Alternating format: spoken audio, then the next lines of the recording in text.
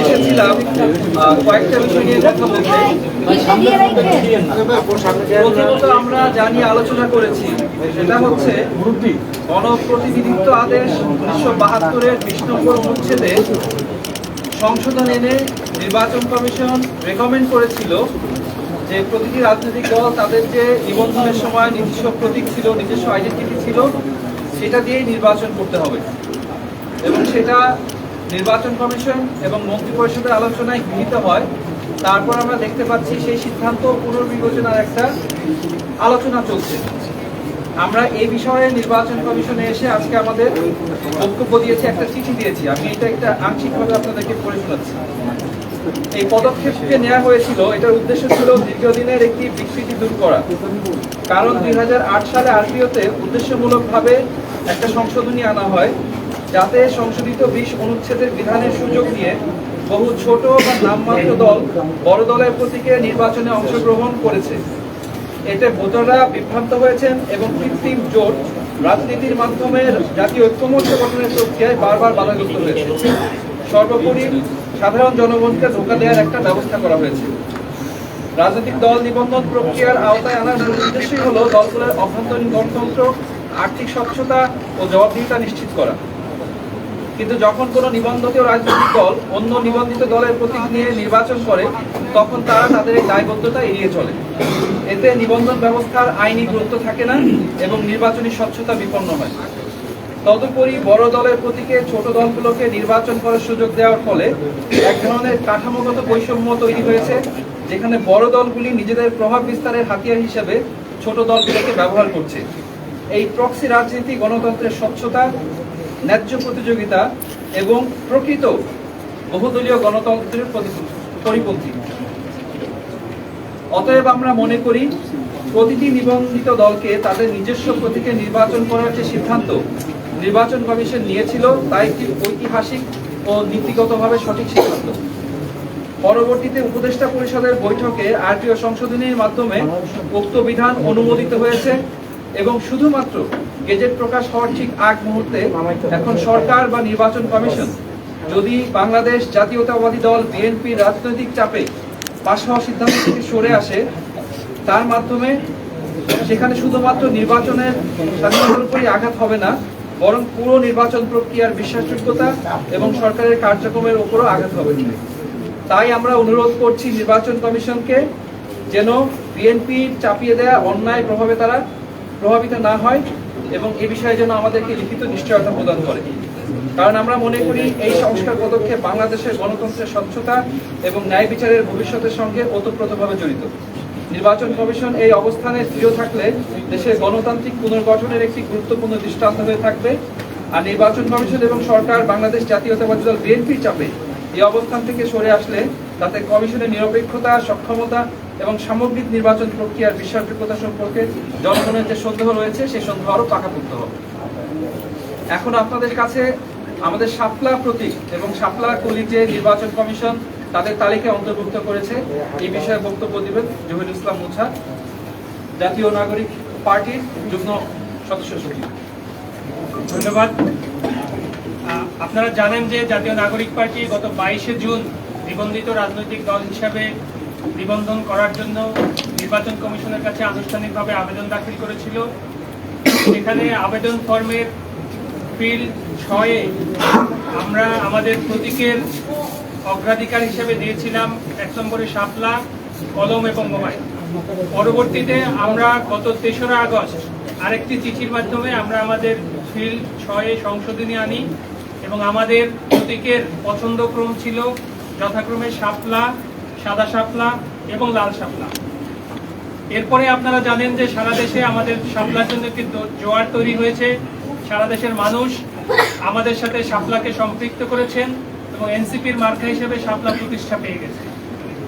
এরপরে নির্বাচন কমিশন আমাদেরকে বারবার যুক্তি দেখে আসছিল যে বিধিমালায় না থাকার কারণে, তালিকাভুক্ত না থাকার কারণে শাপলা বরাদ্দ দেওয়া যাচ্ছে না। আপনারা জানতে পেরেছেন যে কিছুদিন আগে নির্বাচন কমিশন এই বিধিমালায় সংশোধনী এনেছেন। সংশোধনী এনে তারা বেশ কিছু প্রতীক তালিকা থেকে বাদ দিয়েছেন এবং নতুন করে কিছু প্রতীক অন্তর্ভুক্ত করেছেন। নতুন করে যে প্রতীকগুলো অন্তর্ভুক্ত হয়েছে তার ভিতরে শাপলা কলি একটি প্রতীক রয়েছে। আমরা আজকে নির্বাচন কমিশনে একটি দরখাস্ত দাখিল করেছি। দরখাস্ত দাখিলের মাধ্যমে আমাদের 22শে জুনের যে মূল যে দরখাস্ত ছিল নিবন্ধিত হওয়ার, সেখানকার ফিল্ড 6-এ আমরা আবার একটি সংশোধনী এনেছি। বর্তমানে আমাদের মার্কার পছন্দক্রম হচ্ছে যথাক্রমে শাপলা, সাদা শাপলা এবং শাপলা কলি। আমরা আশা করি নির্বাচন কমিশন আমাদেরকে নিবন্ধন প্রদানের জন্য ইতিমধ্যে সিদ্ধান্ত গ্রহণ করেছে। এই সিদ্ধান্ত গ্রহণ প্রক্রিয়ার অংশ হিসেবে তারা পত্রিকায় বিজ্ঞপ্তি প্রকাশ করবে। তারা যখন বিজ্ঞপ্তি প্রকাশ করবে এবং আমাদেরকে নিবন্ধিত দল হিসেবে মার্কা বরাদ্দ করবে, তখন তারা আমাদের আজকের যে দরখাস্ত, এই দরখাস্ত থেকেই তারা আমাদের মার্কাকে বিবেচনা করবে। আমাদের পরবর্তী অংশের জন্য আমি আমাদের মুখ্য সমন্বয়ক জনাব নাসিরউদ্দিন পাটোয়ারিকে হ্যান্ড করব। তাহলে আপনারা শাপলা কলি দিলে কি আপনাদের হঠাৎ করে শাপলা কলি নেবেন না? হঠাৎ করে কি কারো চাপে বা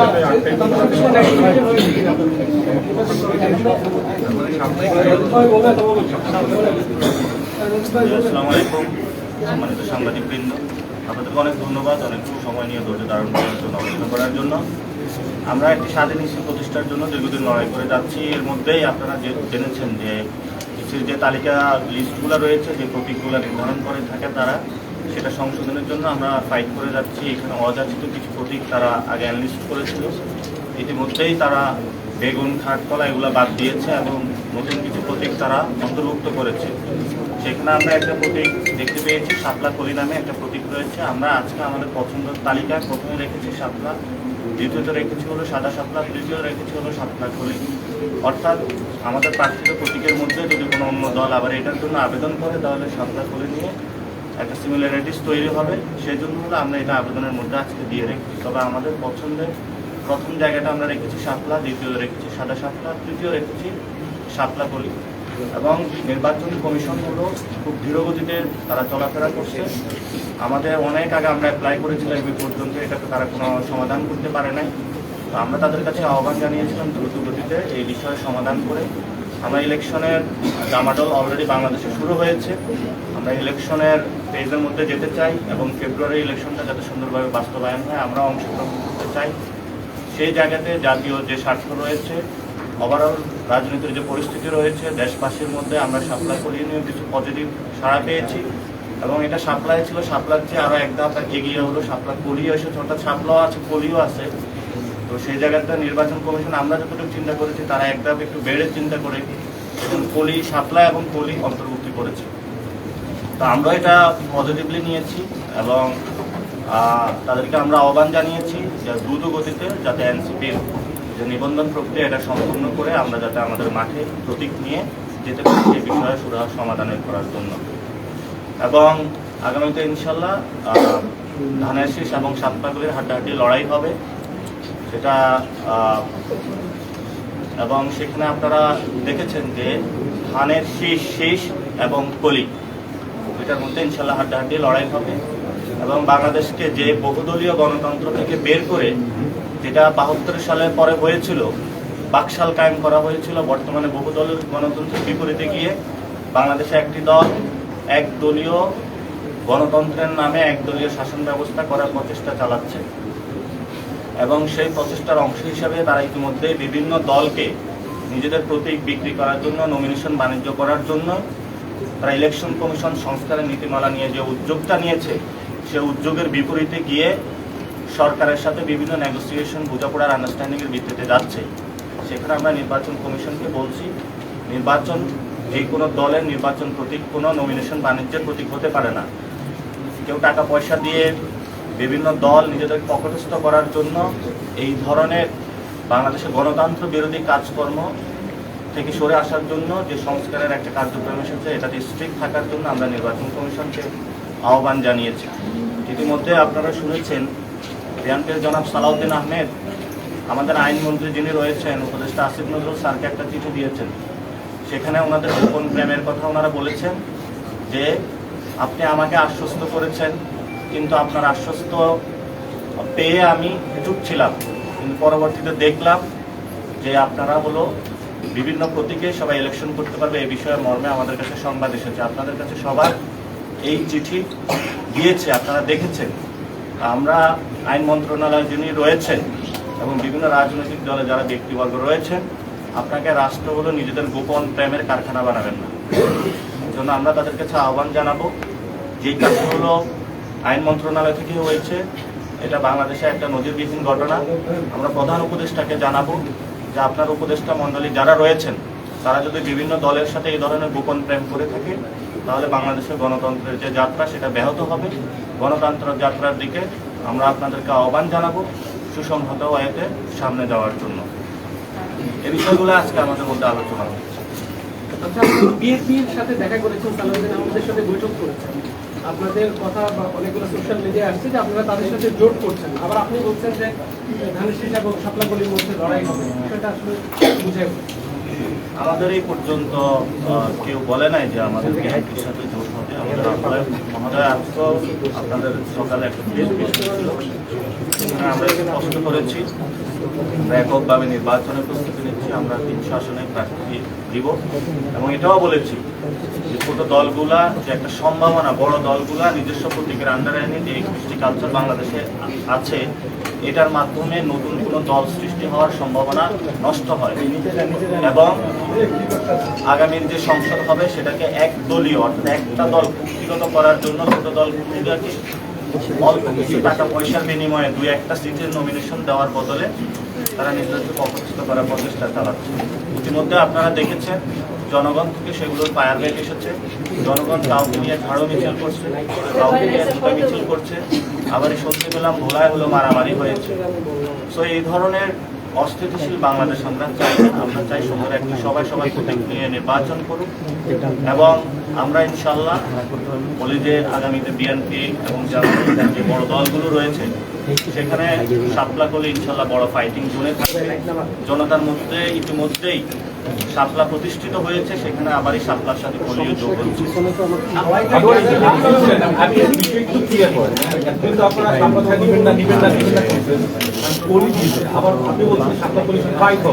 মানে নিবন্ধন যদি প্রকাশন জারি করে, কোনো বিজ্ঞপ্তি জারি করে কলি দিয়ে আপনারা শাপলাকলি নিচ্ছেন, এটুকু বলেন। আমরা শাপলাকলি নিব। আমরা এখন এখানে একটা বিষয় আপনাদের থাকতে পারে যে আমরা বলছি শাপলা কিন্তু আমরা এখনো ব্যাখ্যা পাই। নির্বাচন কমিশনের যে স্বেচ্ছাচারী আচরণ, কিন্তু এখন কি তাহলে আমরা প্রতীক নিয়ে পড়ে থাকবো, আমরা ইলেকশন এতে ঢুকবো না? তো সেই জায়গা থেকে আমরা বৃহত্তর স্বার্থ চিন্তা করে এই ডিসিশনটা নিচ্ছি। কিন্তু ইলেকশন কমিশনের যে স্বেচ্ছাচারী আচরণ এটা পুরো বাংলাদেশের সামনে স্পষ্ট হয়েছে। আমরা ইনশাল্লাহ শাপলাকলি নিচ্ছি পুরো বাংলাদেশের। আমরা আহ্বান জানাচ্ছি জাতীয় নাগরিক পার্টি নেতা কর্মী এবং পুরো বাংলাদেশের মানুষকে যে আপনারা যেখানে 300 আসনে প্রার্থী হতে চান আপনারা প্রার্থীটা নিজেদের ইলেকশনের প্রস্তুতি নিন, আমাদের অফিসে আসুন, প্রার্থীটা জমা দিন, আমরা 300 আসনে ইনশাল্লাহ প্রার্থী দিব। আসলে একটা প্রশ্ন, সেটা হলো আপনি ইতিমধ্যে দেখেছেন যে বিএনপির সাথে তাদের জোট সঙ্গী যারা মাঠ লেভেলের বিরুদ্ধে তারা কোনো জোট সঙ্গী কে? বিজেপি ছিল, এছাড়া আপনার বিভিন্ন এখন তো আমরা যতটুকু জানি বাংলাদেশের বিএনপির সাথে কোনো জোট নাই। তারা ফিল্ড লেভেলে তারা হলো হামলার শিকার হচ্ছে।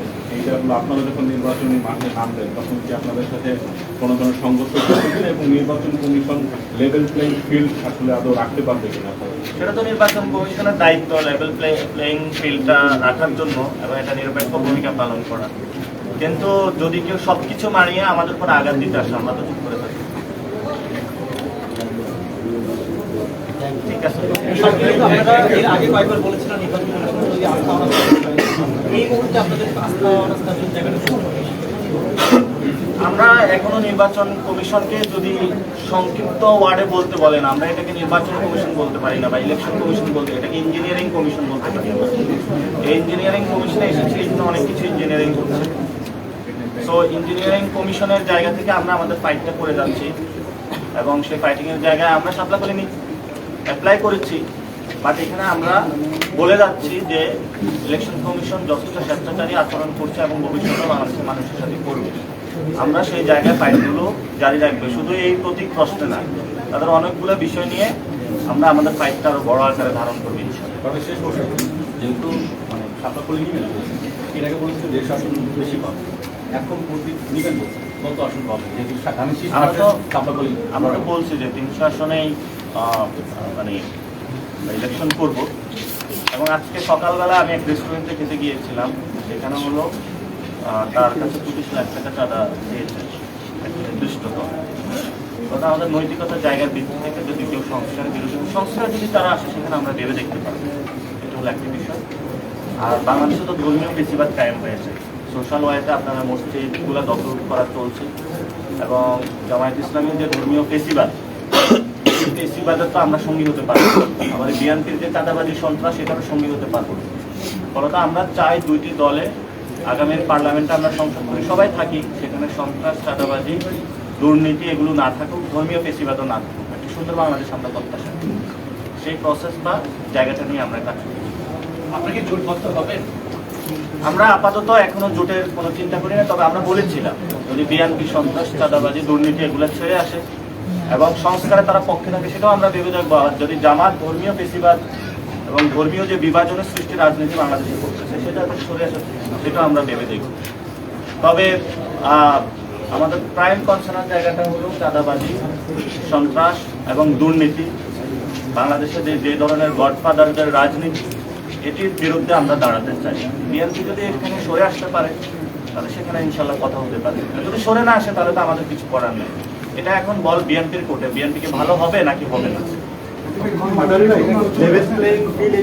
ঠিক আছে কিনা, যেহেতু বিজেপির উপর হামলা হইল গতকালকে, এ ব্যাপারে যদি না, লেভেল প্লেইং ফিল্ড তো এটা নিয়ে অনেক দলে আপত্তি জানিয়েছে, এটা ফুল আমাদের কাছে মনে হচ্ছে না। আর ইসির হাতে এখনো ক্ষমতাটা আসে না, আপনি ফুল এখনো ইসিকে বলতে পারবেন না। এবং বর্তমানে তো সরকারের কাছে যে বা জননিরাপত্তার জায়গাতে স্বরাষ্ট্র উপদেষ্টাই দেখছে, তো সেই জায়গায় বাংলাদেশের নিরাপত্তা কিন্তু খুব নাজুক পরিস্থিতিতে রয়েছে। তো নিরাপত্তাটা ওনারা ডেভেলপমেন্ট করার চেষ্টা চালাচ্ছে। তো আমরা আশাবাদী যে আমরা একটা জায়গায় যাবো। এবং তবে যাই কিছু হোক না কেন, এর মধ্যে কিন্তু আমাদের ইলেকশনটা দ্রুত, কারণ এখানে আপনি দেখেছেন শেখ হাসিনা রয়টার্সকে সাক্ষাৎকার দিয়েছে এবং আওয়ামী লীগকে নিয়ে আসার জন্যই অনেকে প্রচেষ্টা চালাচ্ছে। সেই জায়গা থেকে আমরা চাচ্ছি যে একটি স্টেবল গভর্নমেন্টের দিকে যেতে এবং সবাইকে একটি সুন্দর প্রক্রিয়াগত জায়গায়, ঐক্যের জায়গাতে নিয়ে আসবে। এখন গণভোট নিয়ে হলো বিএনপি এবং জামাত মুখোমুখি অবস্থানে রয়েছে। আমরা দুই দলের কাছে আহ্বান রাখবো যে আপনাদের এই ধরনের যুদ্ধ নির্বাচনকে ব্যাহত করবে, নির্বাচন পিছিয়ে যাওয়ার সম্ভাবনা রয়েছে। এই জন্য দুই দলকে আহ্বান জানাবো, নির্বাচন পিছিয়ে দেওয়ার চেষ্টা করবেন না। এই ধরনের গণভোটের সময়টা নিয়ে কুতর্ক থেকে আপনারা নিজেদেরকে এড়িয়ে চলুন। আপনারা কবে গণভোট? গণভোট আমাদের যেটা হলো যে ইলেকশনের দিনও হতে পারে, আগেও হতে পারে, এটা নিয়ে কিন্তু আমরা চেয়েছিলাম গণভোটটা যাতে সুষ্ঠু হয় এবং গণভোটে যাতে মানুষের অংশগ্রহণটা ভয়ভীতিহীনভাবে নিশ্চিত করানো যায়, সেটার জন্য কাজ করব। কারণ গণভোট আপনি আগে দিল যে উপকারিতা, গণভোট ওই ইলেকশনের দিন দিল একই উপকারিতা। যেখানে কথা হয়ে থাকে যে গণভোটটা আগে হলে